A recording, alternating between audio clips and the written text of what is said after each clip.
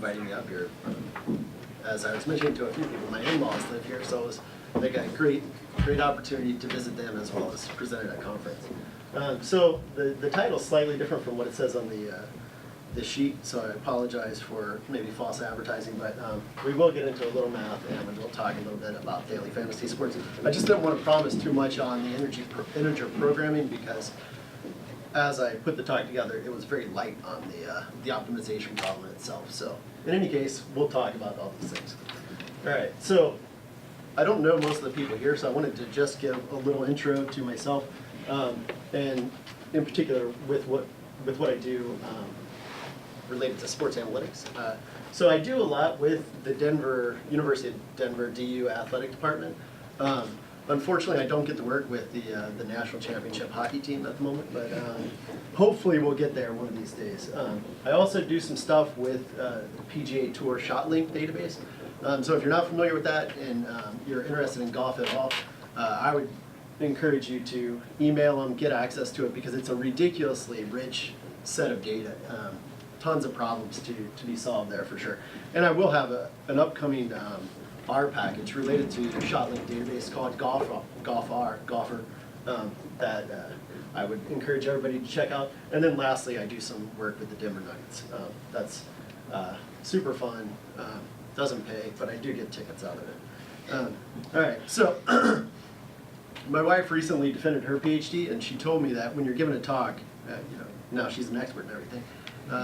So she said when you're giving a talk, always start it off by giving a slide that's going to hook people in for the rest of the talk. So here's a little teaser for the rest of the talk, and it's related to my results on the daily fantasy sports. So this is the upcoming graph is just going to be my winnings or losses for the first part of the NBA season for implementing the strategy that I'm about to describe. So this is that was me once I got to this point in the season. So I started off, this is my cumulative return. I'm not going to tell you how much I put into the system, but after, roughly a month, I was up 100% on my initial investment. Obviously, this was doing pretty good, and I was feeling pretty good about myself for this. If you're not familiar with daily fantasy sports, I'll just take you through a simple example. So this is DraftKings. How many people are familiar with DraftKings and FanDuel? Hopefully everybody in here. So essentially what you do is you play you play a fantasy sport, whether it's golf, baseball, basketball, whatever it may be, on a daily basis. And technically they're not considered gambling, I think, which is potentially crazy. But in any case, this is what you would go to enter a contest. So you would click on a contest. For example, I might play an NBA daily fantasy basketball game, $5. This is going to be a ticket to some other upcoming event, and this tells you how many players there are. 50 out of 834 have already entered, and the M stands for you can enter it multiple times. So you click enter, the next screen pops up. It'll tell you a list of several players that are on here.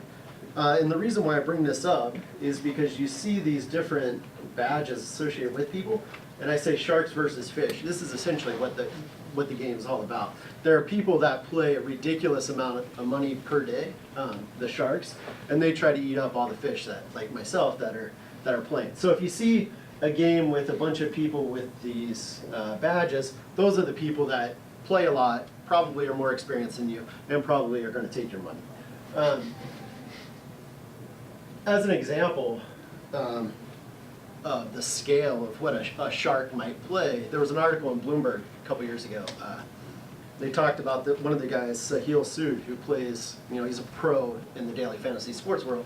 He plays in the article, he was quoted as saying that he plays about $140,000 every day. And you don't expect to win all that money, obviously, but he expects an 8% return pretty much on average for every night that he's playing. So these sharks are playing, when I say they're playing at a large volume, they're playing at a really high volume. So they definitely know what they're doing.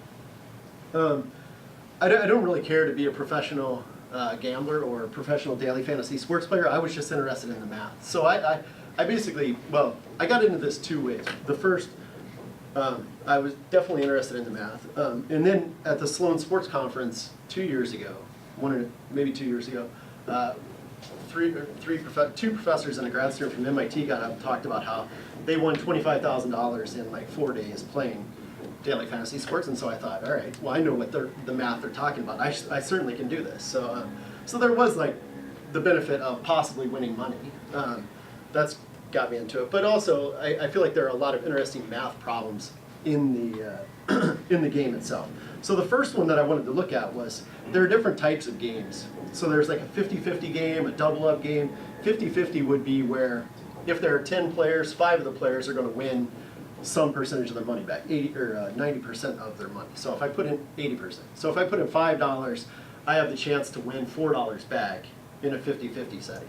A double-up would be like if there are 22 players, 22, 57, I think, roughly half of those players will double up their money. So in a 22-player game, 10 of the players are going to double their money.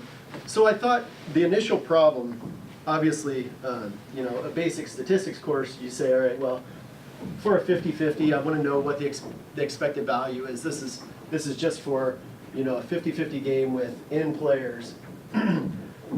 You're positive the site always, not always, but in sort of the lower stakes games, going to take a 10% rate, meaning that they're going to take $1 out of every $5 game. So for a $5 game, they're going to take 10% out of any game. So for a $5 game, they're going to take a dollar, essentially. 50 cents, sorry. I can't do the math. I'm not very good at math. Arithmetic is not my thing. So anyway, the expected value, you basically, the probability of winning, if your P is greater than 5/9, you're going to have a positive expected value. So that's sort of the simple calculation that you're going to learn in your basic statistics course. What I wanted to know though was like, if everybody that's playing, say there are 10 players in a game, everybody has some ability to perform at this game.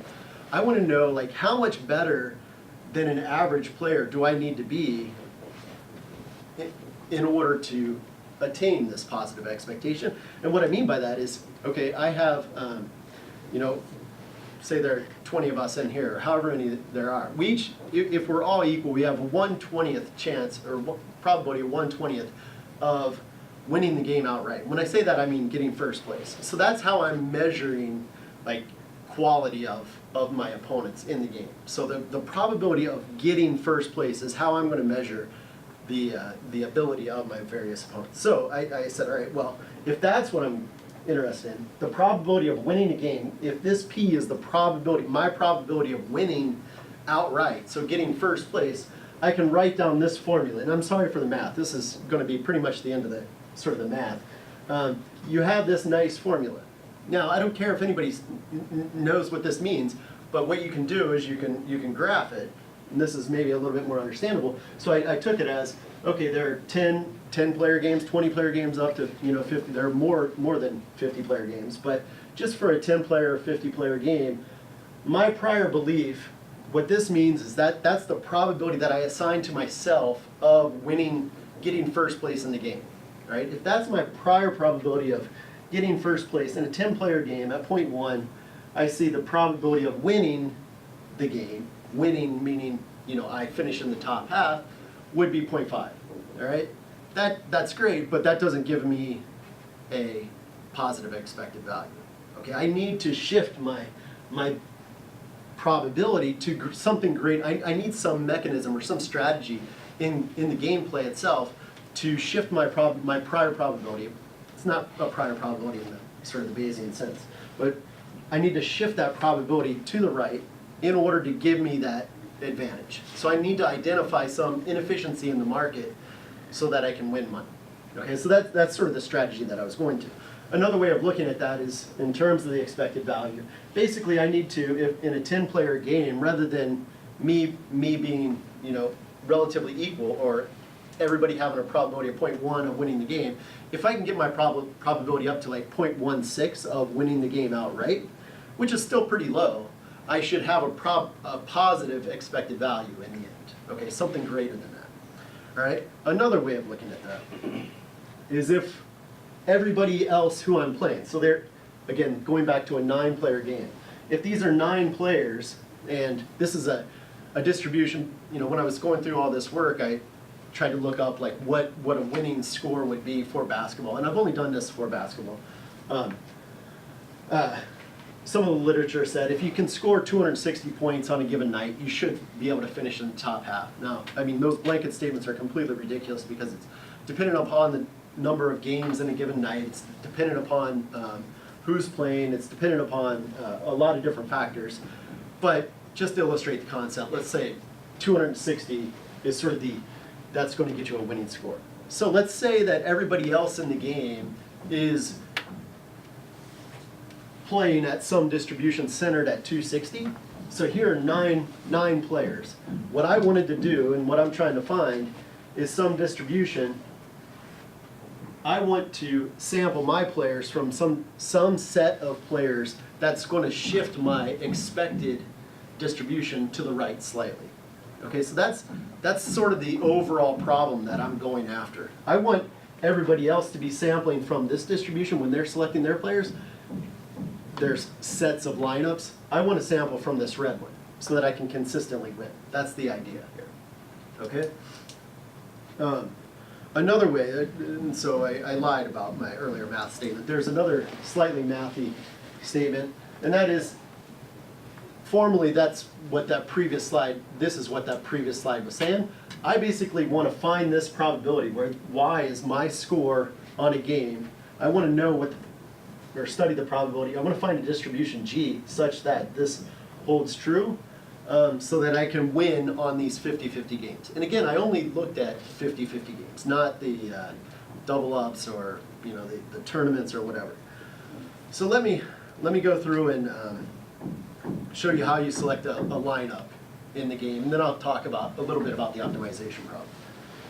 So here's from earlier in the NBA season. The NBA season's over, but basically you have a list of players here. You have point guard, shooting guard, etc. All the positions. You have to select positions to fill this thing out, subject to a salary cap.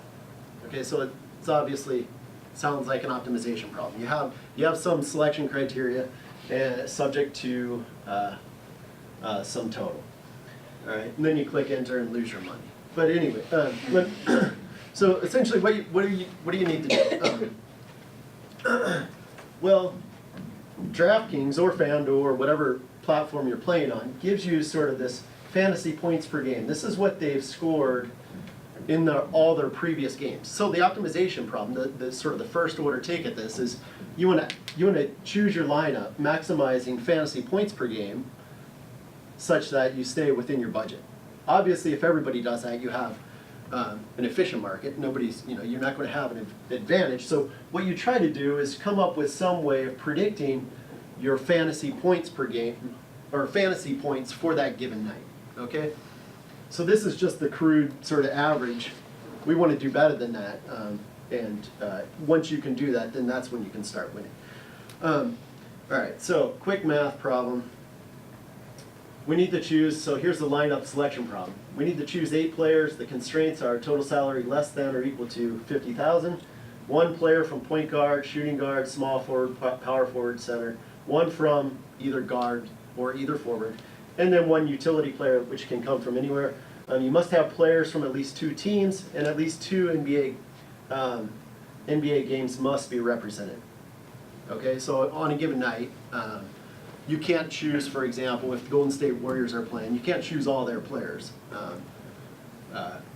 And you wouldn't necessarily want to do that anyway, but you need multiple games in your lineup.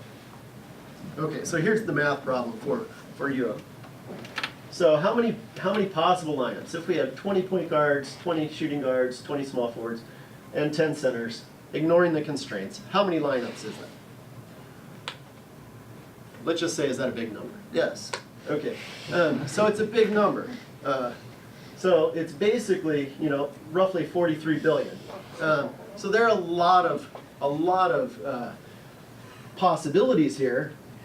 And even when you go through the optimization problem, you're going to narrow it down to a large list that have very similar expected points, overall expected points. So I'm not going to say this strategy is necessarily that awesome, but it will do all right. It'll get you roughly there. So we have a large space to search over which we need to find these optimal lineups.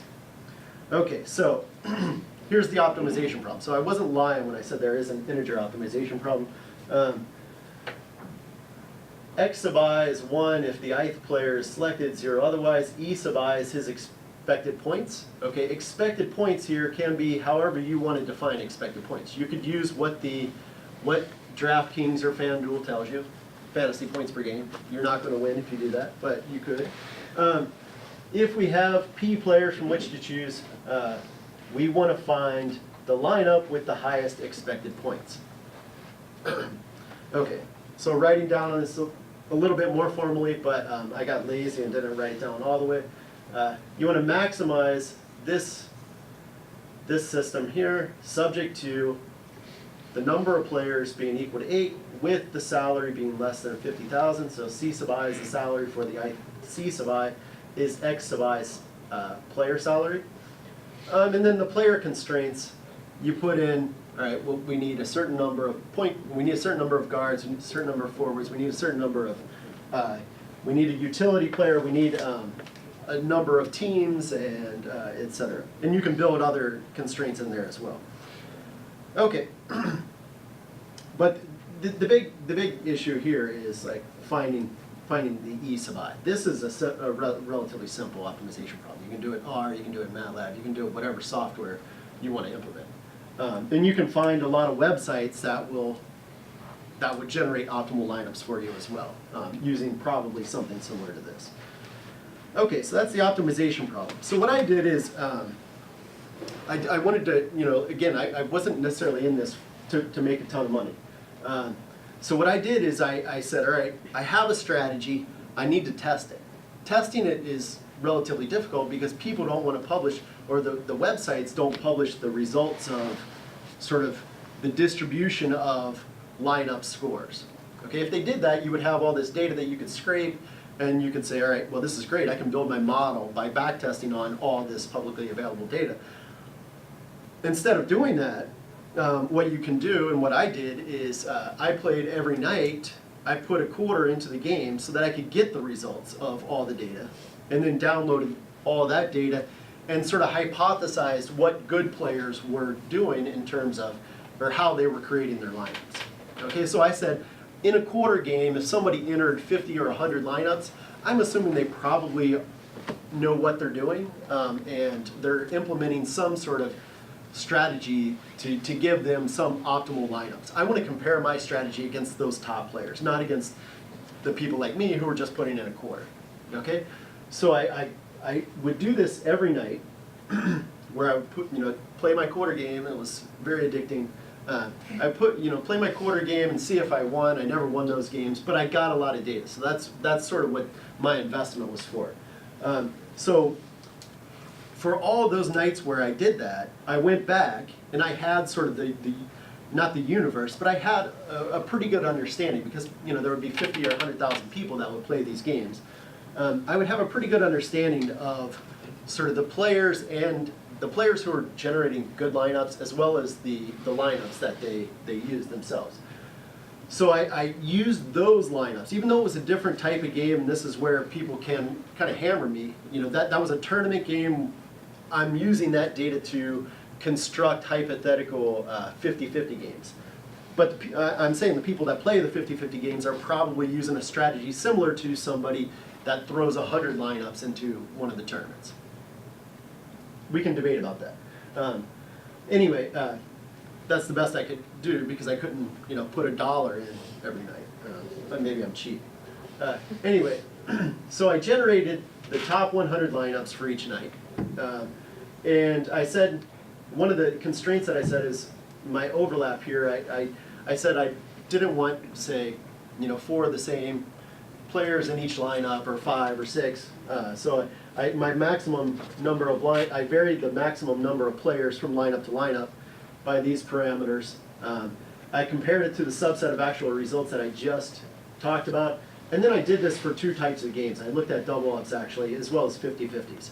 so I would take in double ups, I would have 11 players, 23, 34, 57. 50-50s, I had 10, 20, 30, and 50. I did this a relatively large number of times, and I just wanted to look at how, my distribution of possible winnings or losses throughout the games from which I had data.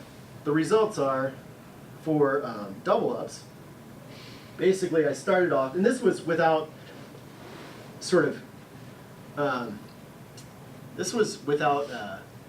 adapting my strategy. Obviously, if I was doing this in sort of real time, I would probably on a nightly basis refine my strategy and lineup selection tool. But basically what you see here is, initially, I would always lose quite a bit. And if you're going into one of these games, I mean, early on in the season, I would say your prediction algorithms for the players are going to be, there's a lot of volatility associated with it because you don't necessarily know how the players are performing on a given basis. But as the season goes on, so you have to be prepared to sort of lose quite a bit initially. But if you have enough in your bankroll that you can sustain that loss, then pretty much you started winning. And this was playing, as I said, I think 100 lineups every night. So I would play 100 lineups every night, and I think this was for $500 or $5. So maybe playing $500 a night, or possibly $2 games. I can't remember exactly. It probably said on the previous slide. But anyway, you would win, and then once everybody sort of caught up to sort of the lineup selection process, like I kind of lost my inefficiency in that market, and then I just kind of stayed the same.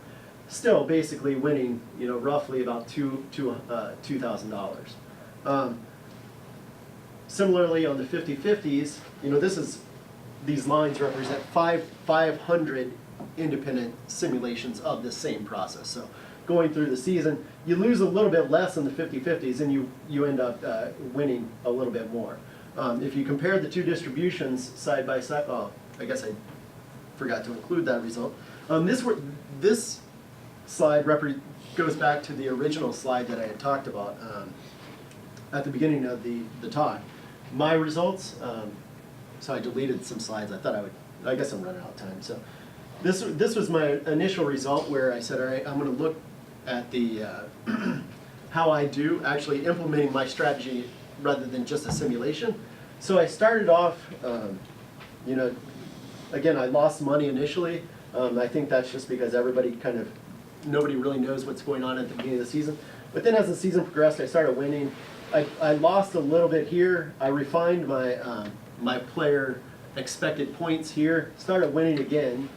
And then what happens next, this is sort of the kicker, I ended up losing quite rapidly. And the reason why, I can only hypothesize this, but the reason why I lost everything quite rapidly was initially you can play in beginner games. Okay, so there's a set of games that only people that don't have those badges can play in. And if you're playing in those games, I wish I would have known this or been smart enough to know this early on.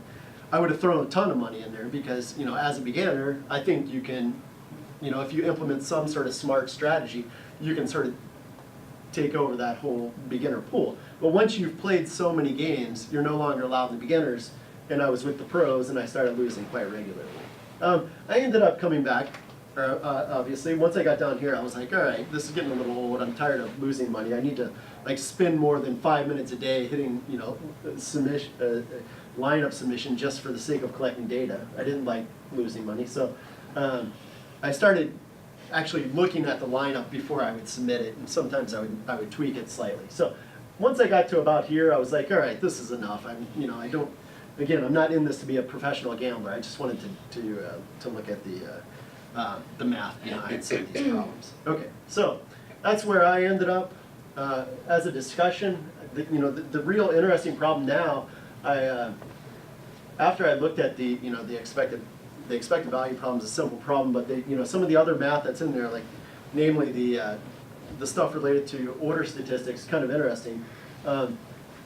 The next best problem, in my opinion, if you're really interested in sort of the daily fantasy sports world, is how can you compute your expected points on a given base? And that's sort of where you're going to make money. If you can predict that, that's the inefficiency that you can identify or give to yourself.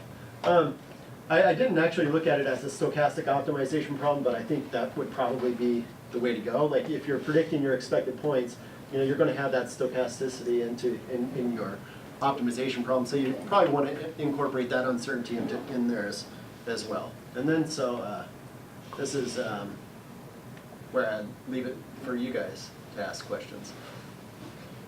I'm going to ask a nerdy question. Sure. So if someone actually has a daily fantasy question, you should probably jump ahead, but I'm interested in the linear optimization, or the integer programming.